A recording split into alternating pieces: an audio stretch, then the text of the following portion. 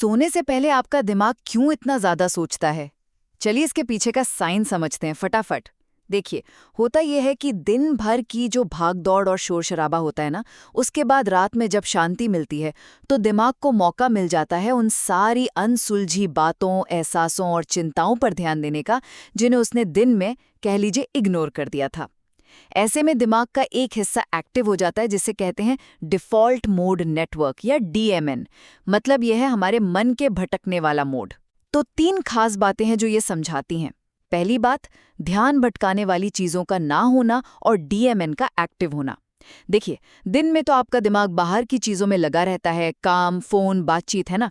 पर रात में जब ये सब शांत हो जाता है, तो यही डीएमएन जाग जाता है और फिर मन पुरानी यादों, अफ़सोस या फिर आने वाले कल की चिंताओं में घूमने लगता है, क्योंकि अब उसे रोकने के लिए कोई बाहरी डिस्ट्रैक्शन नहीं है।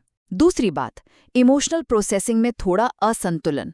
रात के वक्त ना दिमाग का जो लॉजिक और कंट्रोल वाला हिस्सा है, प्रीफ्रंटल कॉर्टेक्स, वो थोड़ा धीमा पड़ जाता है और जो भावनाओं वाला सेंटर है, एमिगडाला, वो ज्यादा एक्टिव हो जाता है।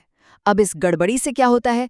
इमोशंस, खासकर चिंताएं, ज्यादा तेज और बड़ी महसूस होती हैं और फिर सोच का एक चक्कर शुरू हो जाता है।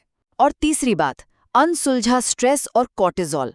अगर आपने दिन के तनाव या किसी झगड़े को ठीक से हैंडल नहीं किया है, तो आपका दिमाग सोने से ठीक पहले उसे सामने ले आता है, जैसे वो कोई पेंडिंग काम निपटाने की कोशिश कर रहा हो।